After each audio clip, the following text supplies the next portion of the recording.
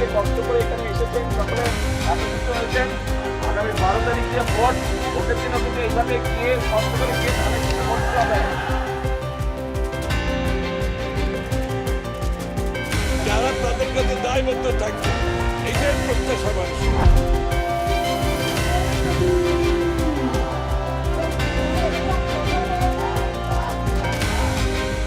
জুলাই এসেছিল বলেই আজকে আমি এখানে দাঁড়িয়েছি।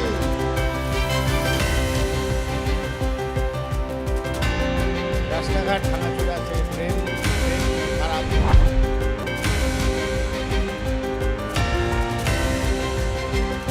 নির্বাচনের আগে আপনি আমার জন্য